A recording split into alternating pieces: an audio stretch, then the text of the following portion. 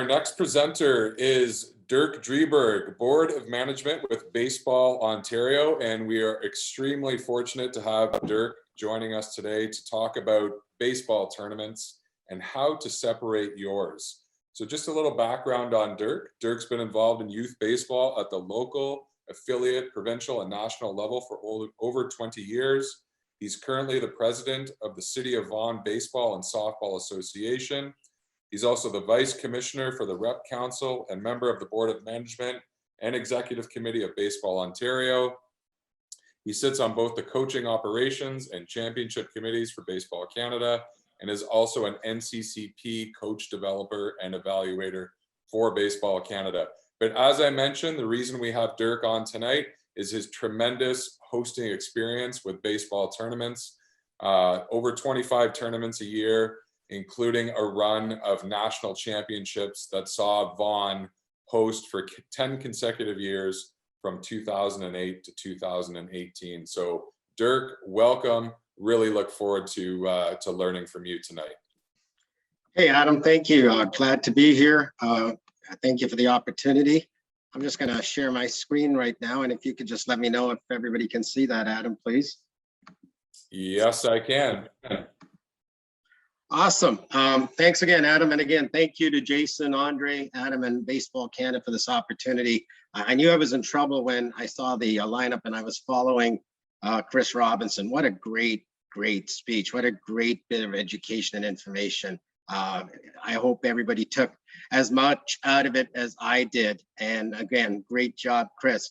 So today we're going to talk about how to separate your tournament from the rest. What I'm really going to focus on for the most part is local association tournaments. Now, a lot of what I'm going to speak about and speak to does apply to provincial tournaments. It does apply to hosting a national championship. And for any of those who are listening in today, who are thinking about hosting a national championship or have been granted a national championship, if you'd like to speak to me, pick my brain, take whatever information I can share with you, happy to do that. Just reach out to me, happy to take you through that. But today's focus is really going to be on the local side of it. So this is, I call it 10 tips to make your local tournament unforgettable. It really is, I think, the meat and potatoes. The first 5 or 6 slides is going to be kind of the blocking and tackling, the things that we all take for granted. But if those are the things that if we don't do, if we don't execute well, and if we don't do the way they should be done, well, everything that follows after kind of falls off. So it's really critical that we do the blocking and tackling up front. And I like to call it the planning stage. How I look at it is having a work back schedule. A work back schedule that kind of is 6 months, 3 months, 1 month, 14 days, and then 7 days out. And you should kind of look at it that way. You know, 6 months out, you're starting to look at what tournaments you want to have, when you want to have it, where you want to have it, what age groups, things like that. As you get to 3 months, you start to look at where do you stand? How are those 2 tournaments coming? How are they progressing? Are you going to fall short somewhere? As you get a month out, you start to look even closer at the field and making sure everything's done, everything's prepared. And then as you get closer to the last 14 and 7 days is where you kind of all pull it together with your whole team. Budgets are uber critical. Got to make sure that you don't lose money. You don't have to make tons of money, but you got to make sure you don't lose money. So you got to plan for it, and especially in kind of the inflationary times that we're living in, where balls are going up, equipment's going up, permit fees are going up for municipalities. It's really critical that you have a budget and you make sure you planned it out and you built in for contingencies. Tournament details, things like the dates. Again, somebody might take that for granted, but you know, do you want to tie it into a local fair? Do you want to tie it into a local event? Do you want to tie it into a holiday like Victoria Day or Canada Day that you can make it a bigger event? And we're going to talk a little bit about that as we get to the back end of this session. Diamonds. Where are the diamonds you're going to use? How many? How far apart? In the larger communities and the urban centers, a lot of the diamonds tend to be closer. I can tell you even in Vaughan, as much as we have many tournaments and many diamonds, we have 2 major complexes that are about 30, 35 minutes apart. So getting teams from one to the other during rush hour can be a challenge. So you got to think of all of those things. If you live in a smaller community, the diamonds are even further apart, or you have to lean on a diamond from a neighboring community to help you out. You got to factor that in. So These are all the things that you got to look at as you look at the tournament details. The schedule, what format do you want? A lot of tournaments, you have a 3-game guarantee. I can tell you as a coach, I hate 3-game guarantees. I hate to go to a tournament, I go 2-1 and I'm out. So in a tournament that's run more along the lines that we run here in Ontario, and I'm sure across the rest of Canada, we look at adding a 4th game. So we have a quarterfinal format where the top 2 teams in each bracket advance. If you can make it a 5 or 6 game guarantee, the way they do in the United States, it's even better. But where you don't have the luxury of time or space or teams to do that, you want to make sure you at least consider a quarterfinal format where more than half or 2/3 of the teams are getting a 4th game through a quarterfinal format. Facilities, are there washrooms on site? Do you need to have porta potties? Is there sufficient parking?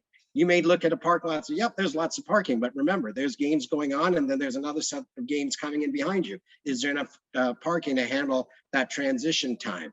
So you need to consider things like that. Food and beverages. Do you have a concession stand on site? Are there restaurants nearby? If neither of those exist, maybe something that could be pretty cool, and I've seen this done, is have food trucks there. Not just one food truck, but 2 or 3 food trucks, and offer people selection. Tie it in so that you work with the food truck vendors, and maybe there's a fee for them being there. Maybe there's a sponsorship aspect. Maybe you get a percentage of what they sell that weekend. So there's a great opportunity to make the food aspect something exciting. Marketing it. Marketing not just to the teams that might want to come and to try and attract teams from as far as you'd like and as large a geography as you'd like, but also marketing to the community, marketing to the people where you live, so you get the buzz out there that there is a tournament. If you run tournaments all year and all summer long, you want to make sure that the community knows that there's constantly something happening at the local diamond. You want to utilize social media effectively to get things out in advance, the day of the tournament, throughout the tournament, get it out there. Get people talking about it. There was a great game, or there was a great pitching effort, or something, there was a super event that took place as part of the event. Let people know about it. The more you can market it, not only are you helping market the tournament, you're marketing your baseball association. You're helping grow registration. You're helping grow the game. You remember, we're up against soccer. We're up against golf. There's other options that kids and parents and families have. So the more that we can get our game out there, and the more that they can see that it's fun and there's things to do, the better it is. Conveners, make sure you have conveners to handle the event. In the event, especially if there's bad weather, any inclement weather that you have, for people to get the fields ready again. Here in Vaughan, all of our travel teams, each team has to convene someone else's tournament. So each team is responsible. Their coaches, their players, their families have to convene another tournament during the summer. That's part of their responsibility of being a team. So make sure your conveners are set. Volunteers, you need volunteers for your food and beverage. You need volunteers for your field maintenance. You need volunteers just to make sure there's water for umpires, things like that. So make sure you have lots of volunteers set to go that weekend. Umpires, and I know there's a few of them up while listening in today. It's critical that you have good umpiring. Don't just rely on the umpires in your community, in your local association. Go beyond and draw them from other parts of your province or your local area, that you can bring them in. And not only gives you a chance to get other better umpires, but also gives you a chance to cross-pollinate with your umpires. It's a growth and development opportunity for umpires to work with each other that they might not normally work with. And finally, vendors. If you can get vendors in, you can get people selling things at the event, equipment, swag, training, anything it might be, the more you can make it an event, and we're going to talk about that a little later on, the better it is. So look at how you can make this something bigger than just a bunch of teams on a diamond playing baseball. That's where the planning becomes important. And again, it's motherhood. Everybody takes it for granted. But if you do this part right, the other 9 slides I'm going to talk about come real easy. The draw. Everybody, again, one of the biggest complaints as a host that we hear about is the draw. Make sure you get equal caliber teams. If you have a AAA tournament, don't just accept an A team or a AA team just to fill out the tournament. It's not fair. It's not fair to the AAA teams, and it's not fair to the team you brought in that they have a bad experience. Remember, we want to make this fun fun for the kids, fun for the families, fun for everyone. So you want to have equal caliber. You want to have fairness. When you set up the schedule, it's got to be fair. You don't want all the good teams in one division or one good team here and all the other teams there. You don't want the home team to have a favorable schedule. You got to be fair, and it's got to be balanced. So equal caliber, fair, and balanced is the key when it comes to developing a draw. Field maintenance, again, something, a lot of motherhood, people take this for granted, but grooming fields between games is uber critical. If you're privileged enough to have the city do it for you part of the time, all the time, awesome. If not, get your conveners, get your volunteers out there with rakes, grooming the fields between games. The coaches and players and families that come there will love you and thank you for it. Make sure the fields align between games. If you have a can of a 3M spray paint, paint the bases between games. This is something I see a lot more done in the US than up here. You know, make it a kind of fun. Think of a Blue Jays game. They have the fifth inning where the grounds crew comes out and gets everything done. Make it an event. Let the grounds crew run out there and do something and have some fun and get the crowd going, especially if you have music. Volunteers, we've talked a little bit about it. You got to make sure everything's covered. Your conveners are covered.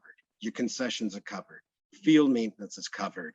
Anything that you might be selling from a local point of view in terms of merchandise, that they're covered, that you have somebody looking after umpires, that you have somebody ready to deal with the city if there's an incident, a crisis, there's an injury, or there's weather issues. Make sure you have somebody on site to make sure from a first aid point of view. These are all the things you got to make sure are covered, and you don't hope it doesn't happen and you don't have to deal with it at the last minute.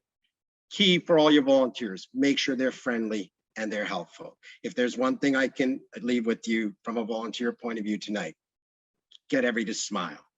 May I help you? Can I get you something? Can I answer a question for you?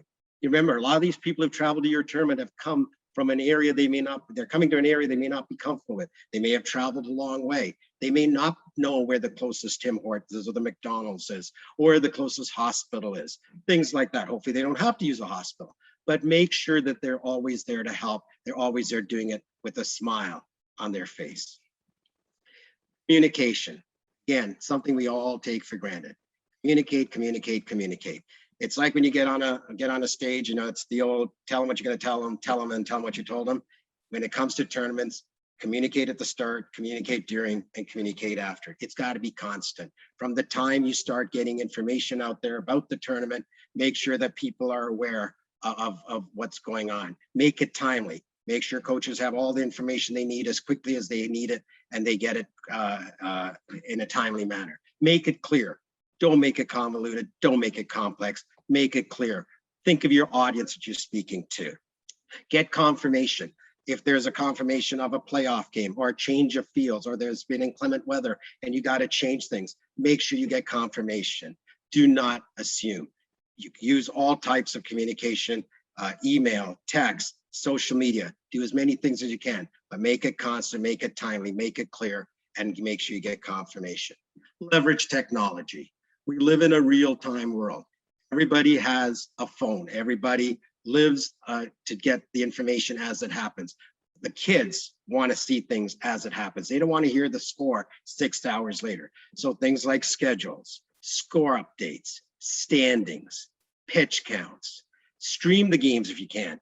Remember, maybe you have a blended family. Maybe you have a family with a newborn and one of the parents can't be there. Maybe grandparents live in another city.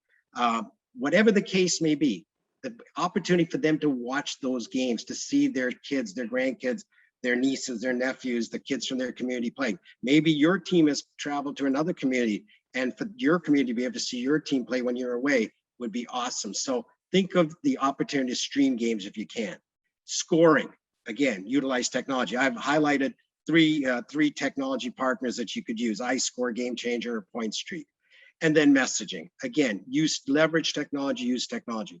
The one thing I haven't talked about here that I talked about earlier is use technology from the social media point of view as well. Instagram, Facebook, Twitter, to get information out there before, especially during the tournament, and even after the tournament.